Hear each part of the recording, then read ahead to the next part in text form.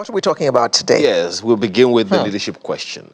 It's very always going to be thorny. important question. It's always going to be thorny. See, we have to talk about this leadership thing throughout this year so that people will know, will ask the right questions when election time comes. As we are facing but this time an around, we're talking year. about it, region-wide, throughout West Africa, especially in the spate of this coup after coup that's been going on.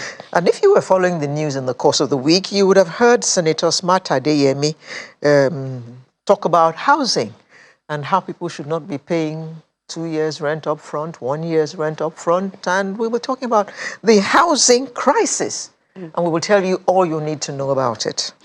The cervical cancer-free Nigeria, what that is about. Of course, we all know a thing or two about cancer. How do we get to that cervical cancer-free Nigeria? More on that later. And then we'll be talking about, as far as universities go, one of the newer universities in the country, St. Augustine University in Ekpe. And the artist of the week is who? He is a he. Find out when that time comes on the program this morning. So settle down, get your cocoa or cocoa or whatever you want to sit around with.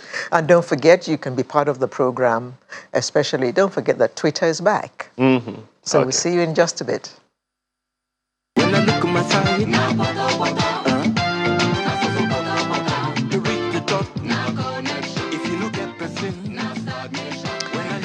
Yes, thank you for joining us this morning. We are going to be looking at the leadership question. This, of course, as we are going into an election year, 2023. And as you all know, we have been in this democratic journey since 1999, which means we've been at it now for over 20 years.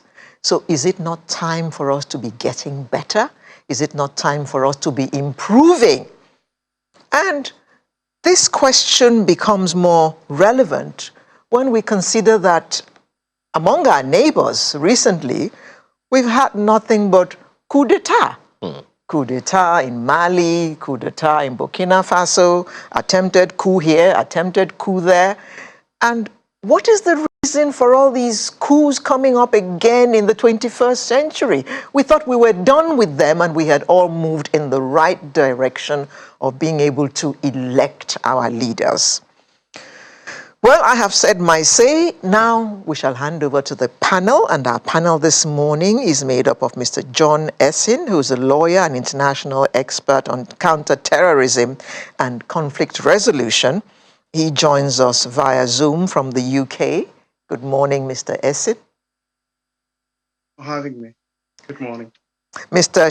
Toye Sobande is also joining us via Zoom from the UK, and he's a strategic leadership expert and also a lawyer and public speaker. Good morning, and thank you for joining us. Good morning. Thank you for having me here again. Thank you. Yes, let's start with this leadership question, because we don't want to find ourselves where our neighbors have found themselves. So we must start taking care of this leadership thing and make sure that we elect leaders who will deliver what the people want. How do you think we should begin this journey, Mr. Essin, so that in 2023, the electorate will be asking the right questions of those who put themselves forward? Well, I think we should begin by actually defining what leadership is and see if we can put Nigeria into that context. Come to a decision as to what Nigeria is actually at the moment, because I don't think what we are running in Nigeria is a leadership.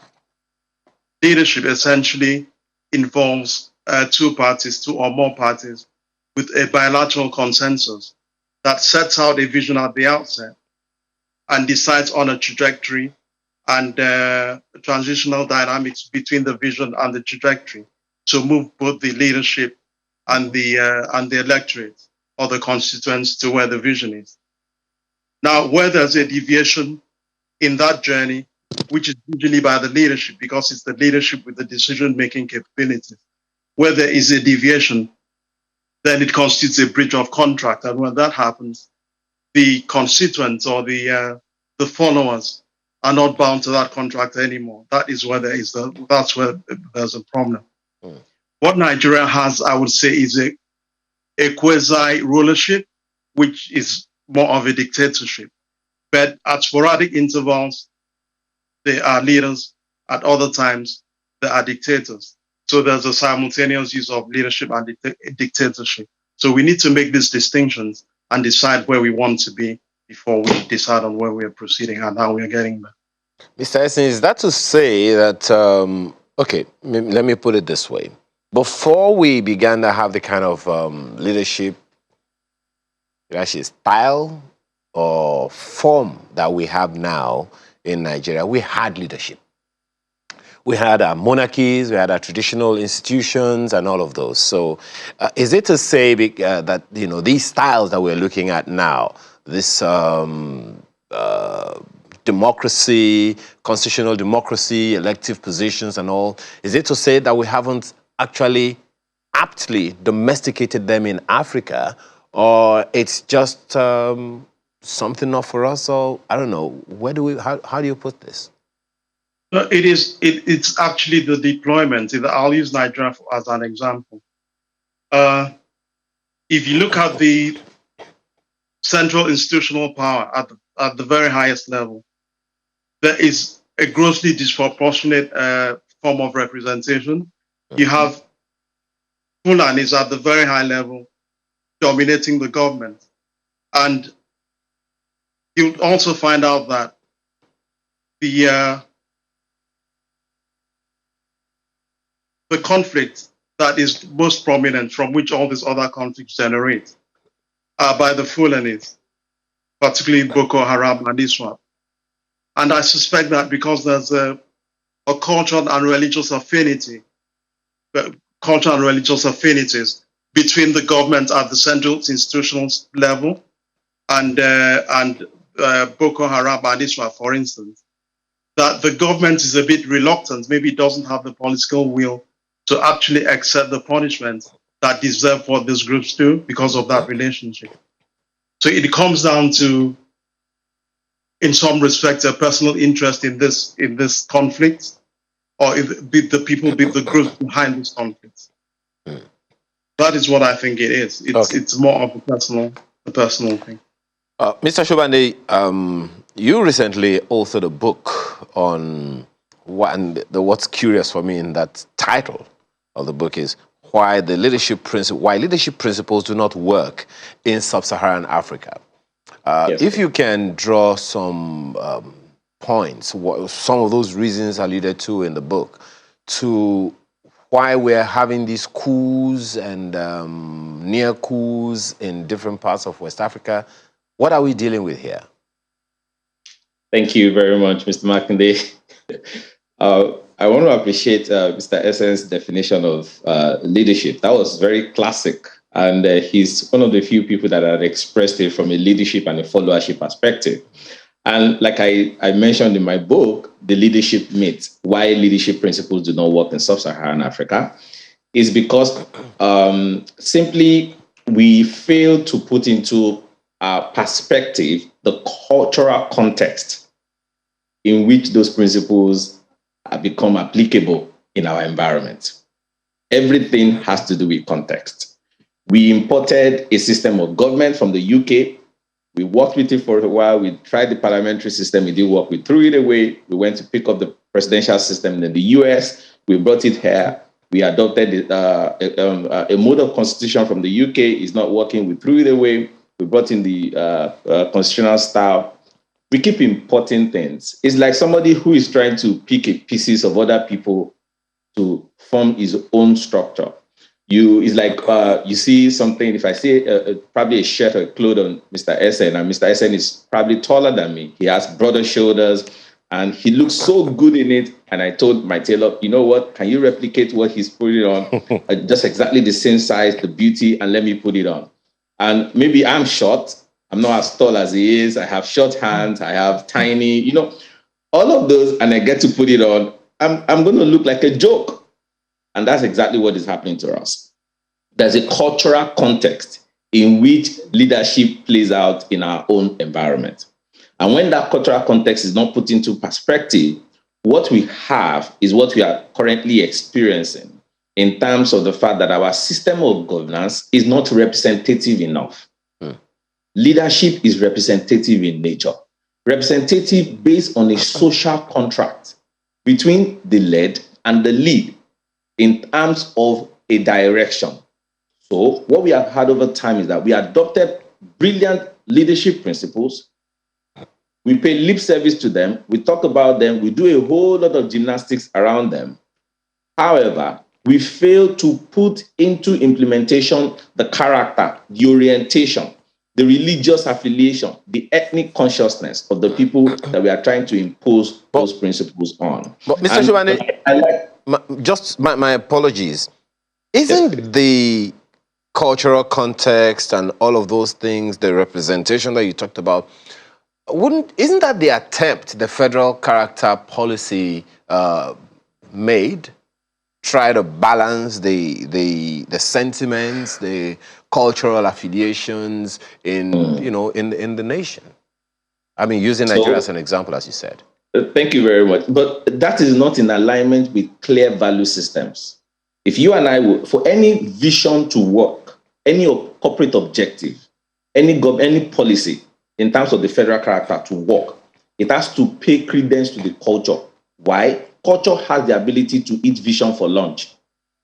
So no matter how fantastic that policy is, no matter how beautiful that federal character policy is, our cultural situation is eating it up for lunch, is making a joke of it. And when we say culture, we mean the prevailing mental model, the behavioral approach of the people in charge who are responsible for the implementation. So the body language, like I spoke about the last time that I was here, the body language of those who are in rulership in this nation does not indicate any interest in those policies. You used the word rulership. Yes, please. Not leadership. I'm deliberate about the use of the word rulership because I was laughing. I was asking myself, did Mr. Essen watch us the last time we discussed on this platform? The last time we discussed on this platform, you were the one particularly who asked me to distinguish between leadership and rulership. And I mentioned for you to identify leader, for you to define a leader is different from the definition of leadership. Then it's now different from the definition of a ruler and rulership. To know that, just study the body language of a leader. The body language of a leader is that he has a sense of responsibility and purposefulness towards the fact that he owes the people he's leading, accountability. Is that why we are having coups in West Africa?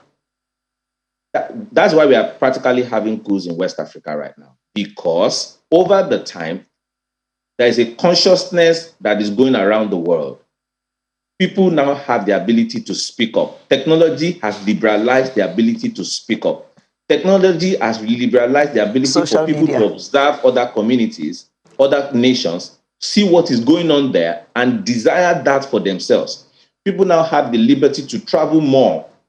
There are more Africans now in diaspora, going abroad, experiencing liberty, experiencing good infrastructure, experiencing development. And each time they come back home, they keep asking the same question. Why is it that our leaders travel abroad, they school abroad, they live abroad, they have their children abroad, and they cannot replicate that experience, that development in this part of our world? That has resulted into that resentment. That growing resentment is not being addressed. That growing resentment is not consciously being addressed to the satisfaction of the people because the representation that they have in governance, they feel betrayed. And when people get frustrated, it's not the first time we are having a history of coup. Towards the end of last year, I sat down and I began to go through YouTube videos of the different coups that took place in Africa and the reasons why they took place. A lot of them, we abdicate that responsibility on the colonialists, saying that because the current government is not doing what they wanted them to do, that's why they are. That, to some extent, is true. But when you look at it, a lot of the guys who started the coups in the 60s, were revolutionary in their perspective. They are revolutionary ideas. In today's political sector, how many ideologies do you see the politicians discuss that is revolutionary? Let me not even use the word revolutionary. That is transformative.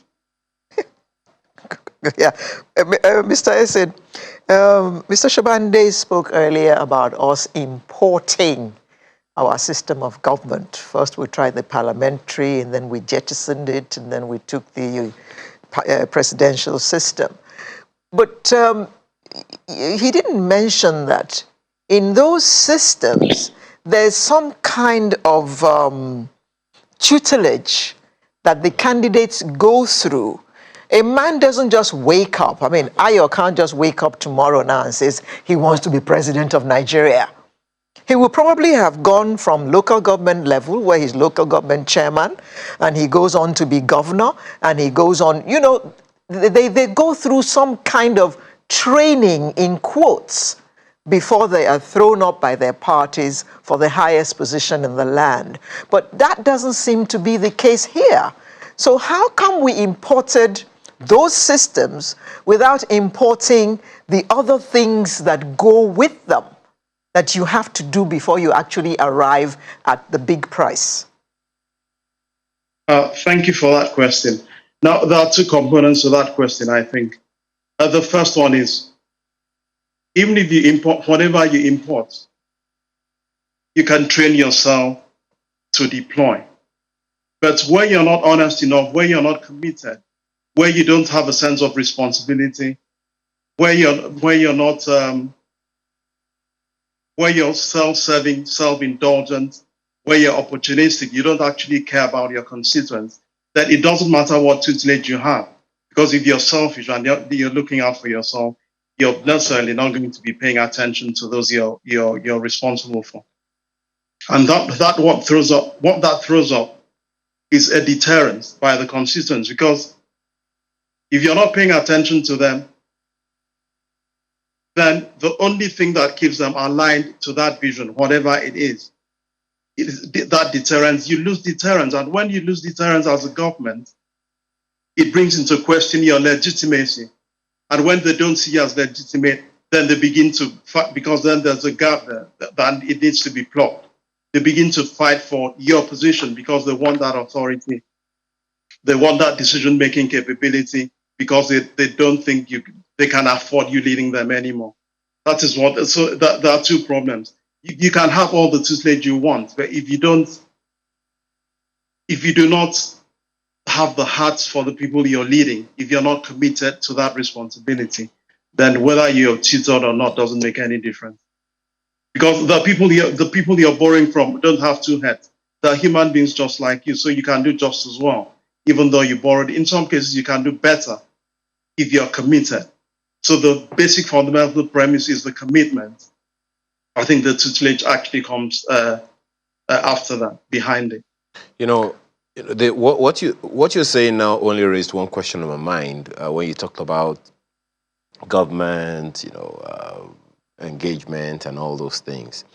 I just asked myself, so how do we throw up leaders? How do leaders come off the ranks?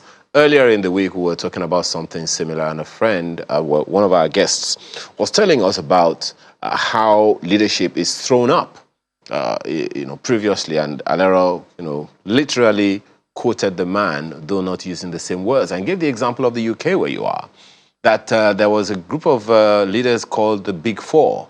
One of them, I think, was Tony Blair, who they grew up through the ranks from the very, very local level, on and on and on and on, until they become until they became what they eventually became, to the top of the ladder in the country. So, how then do we raise leaders? When you talk about leadership, I just checked now and I found out that, for instance, Burkina Faso is a French-speaking country. Official language is French. Ghana is English-speaking. So it really isn't in whether or not, and it's gratifying perhaps to say, because none of you have talked about the influence of colonial masters here. You've only talked about the individuals that are involved, the individual countries that are involved here. So, because the way we are now, unless we arrest this trend, it will seem like we're just going to keep going the way we are. So, if you would give an idea, how do we raise leaders that will have an all-encompassing influence on their people, that the people will accept them for who they are and not just for, they'll feel ostracized by the people who have become leaders? I think the first thing to consider would be individuals who take Nigeria for what it is. Individuals who do not put their own interest first before the interest of others. Leaders who do not, who are not Fulani before they are Nigerians, who are not Igbos before they are Nigerians. Leaders who see Nigeria as a whole Nigeria and their decisions reflect that. Okay, let's take the present government, for instance. I mentioned this a few minutes ago, but I think it's worth reiterating. In a government where there's an overt demonstrable capacity to fill in just people with whom you share religious affinities, cultural affinities, where you have groups like Boko Haram and Islam doing all they're doing, and you don't address them. And another thing is the question of definition. Definitions are very important because, okay, let me just make a point about Islam.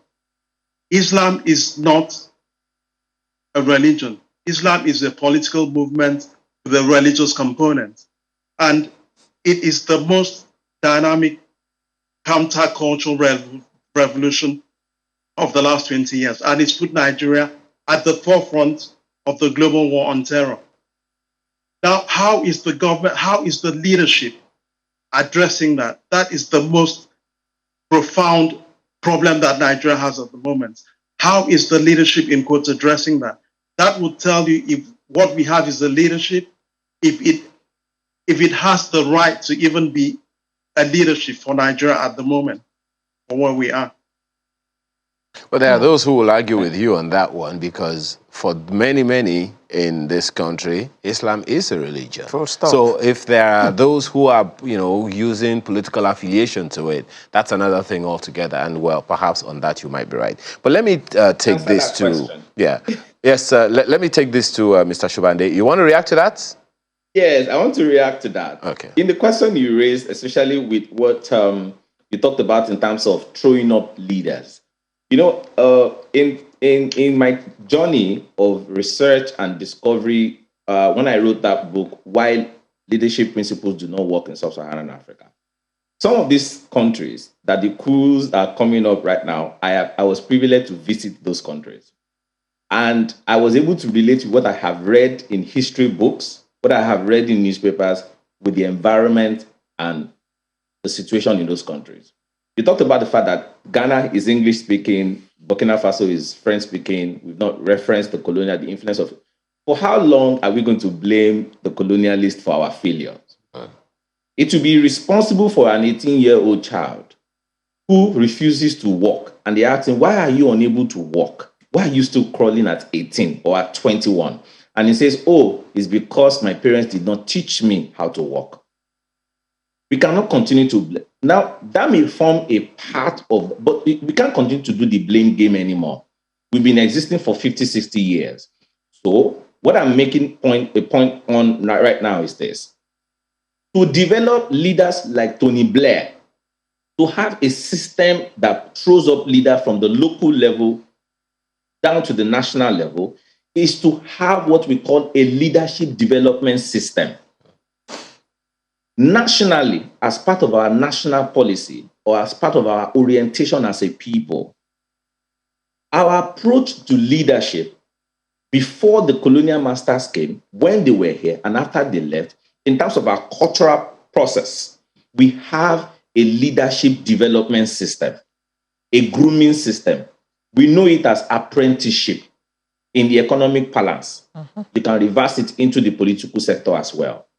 Everyone who wants to become quote and unquote, a tailor in Nigeria goes through apprenticeship. But that happens, Everyone Mr. Sobande. It happens. Yes, Maybe not on a large I agree scale. with you. Organized. It happens. Yeah. It happens. Yeah. But I'm saying, is it institutionalized? No. It's not institutionalized. It is informal.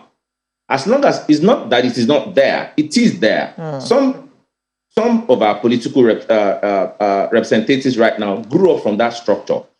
It's not institutionalized for it to be of benefit to the broad population of the people, such that we know the model, we know the steps, we know the how. So how do we institutionalize that?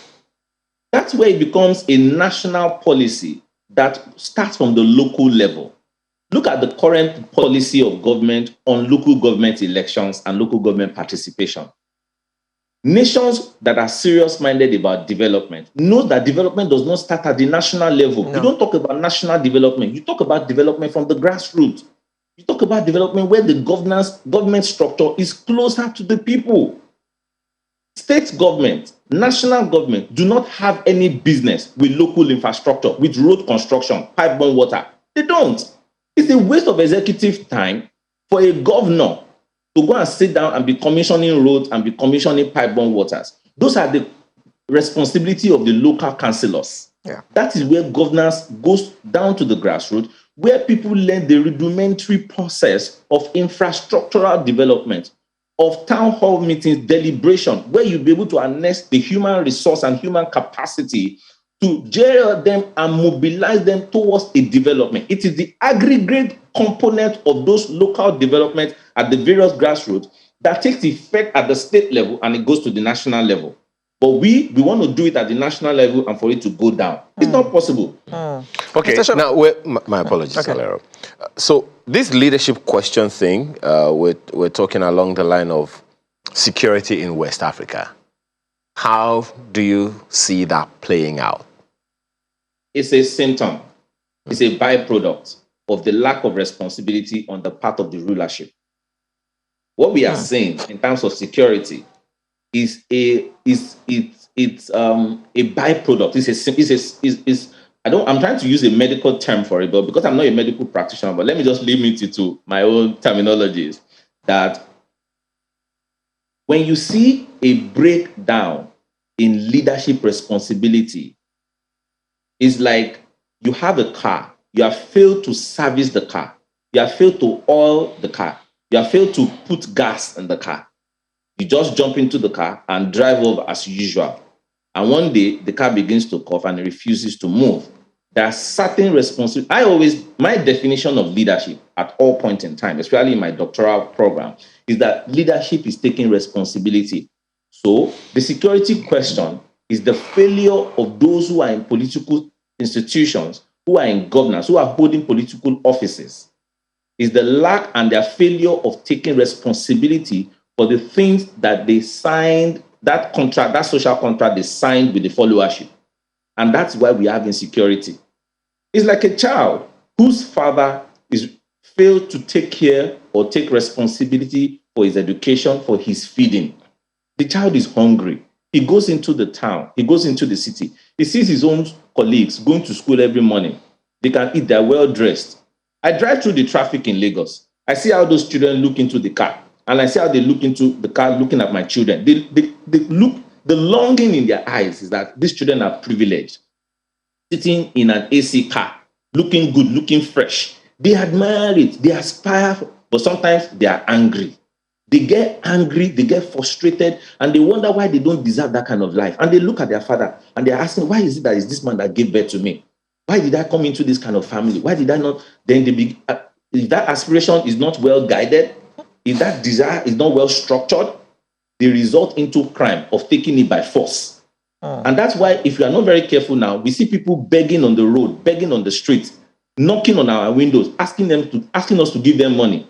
It's a security question. They've stopped that. Right on Ogudu Road in Lagos, very close to where the Apostolic Church is. They now rob in broad daylight. I was attacked twice. Broad daylight, 12 in the afternoon. They hit on my glass so hard and told me they were going to break it down if I don't give them money because they are hungry. That is a reaction to irresponsible leadership that we have had in this country for so long. So it is not a shock that those who are in charge of the gun, it is not surprising that those who are in charge of the instrument of violence are equally frustrated, are equally maltreated, are equally not reckoned with. And we expect that we've empowered them with the gun to protect us, they will not react against us. It's like a man who brought a lion into his house as a pet and is refusing to feed the lion. The lion will wake up one day and take his children for lunch. Of course. And that's exactly what we have, that we are experiencing with the security situation in our country. And a lot of the security situation across West Africa is grossly underreported. It's grossly underreported. It is the shocking ones that now create a consciousness. The ones where we now have 17-year-old, 18-year-old doing ritual killings. So when you now have people in military who have the gun, who have the instrument of violence, then what can we do? Mr. Hyson, something that Mr. Sobande said earlier, which brought to my mind the video that made the rounds some time ago, where there was a short history of the UAE showing all the marvels in the land, and where renowned talk show host and comedian Steve Harvey asked the question, who does this in 50 years? It must be leaders who have a vision and a love of their people. I would like your comment on that closing statement of Steve Harvey's. That comes from the love for the people. And the people have the consciousness that the leadership has a love for them, that the leadership has its interest, not just the leadership's, but the followers' interest. So, like we said at the very beginning, that is a proper leadership in contract with the led, that agree, that have a bilateral understanding, a consensus, that here is the vision, this is the trajectory, these are the components, the dynamics within, from the trajectory, from when it's agreed to where the vision is. So the followers would definitely follow the leader because they know the leader has its interest. And because they're working together, they're more likely to fulfill that vision because everyone is committed to it. But where you have a leadership that has lost legitimacy, that has lost deterrence, and therefore it generates a conflict between the rulership and the people that are supposed to follow that are not following anymore, because you want the leadership position, that is where then you have a problem. Why they were able to do that is because of the love for the people and the people recognizing that the leadership has a love for it and that the only way that vision can be fulfilled is by working together. Mr. Hyson, we'll start winding down now. So what would be your advice to Nigerians as they enter an election year? What kinds of questions should we be asking those who are putting themselves forward? What should we be looking for in these people who are putting themselves forward? What is your agenda? What are you promising to do? What are the timelines? What is your plan? What are the stages? Timelines? What are the for the stages? Okay. That is the question. Those are the questions you ask. You said and the answers have to be expressed. You said timelines, did you? Yes. Okay, but sometimes they get there and they find that there isn't money to do what they promised to do. Well, they tell us there isn't money. But because I don't think there's enough transparency. I don't think there's enough accountability within the Nigerian structure. So that needs to be sorted out as well. They may tell us there's not the money, but how do we know there's not the money? How do we know if there's not enough transparency? Okay. Mr. Sobande, what would be your advice to us as we look forward to 2023? My advice is Nigerians should lower their expectations. 2023 is another election that will repeat itself the way other elections have been coming. My advice is Nigerians should stop breaking their own hearts. It's heartbreaking to elect and elect and elect, and we keep mobilizing to elect. So lower your expectations. You can never change Nigeria in 4 years or 8 years tenure of a governor, a president, or a councillor. You can start. Don't let anybody come lying to you that they will change your country, they will change your state in 4 years or in 8 years. It is not true. The decadence that we have experienced in this nation has been long run for the past 20, 30 years. It will take another 20, 30 years of serious mindedness, of accountability, of benevolent leadership, of transparency, of responsible leadership to restructure this nation. Our problem is systemic. Our problem is not only a problem of those who are in political leadership, our problem is also largely the followership as well. It's as if the followership themselves do not even want development for themselves.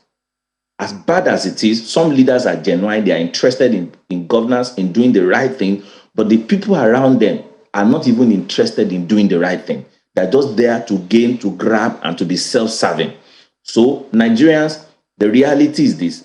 As you are going to the polls, it is not enough to pray and stop. We've prayed too much in this country, and that is what is killing us. So let's forget all of those. It's not because I don't believe in God. It's not because I don't believe in prayer. When you pray, correspond it with actions. The action is this. Invite your political aspirants, especially at the local level, for town hall meetings where you can question them directly. Okay. Ask them for their personal value system. What is their personal value system? Is that personal Thank you, value Mr. system Sobande. in alignment with their Thank policies? you, Mr. Sobande. We just need to anchor it here. We've run completely out of time. Mr. Toye Sobande, strategic leadership expert and lawyer and public speaker, who joined us via Zoom, and Mr. John Essen, lawyer and international expert on counterterrorism and conflict resolution, who also joined us via Zoom, both from the UK. Thank you very much, gentlemen, for joining us this morning. Thank you very much.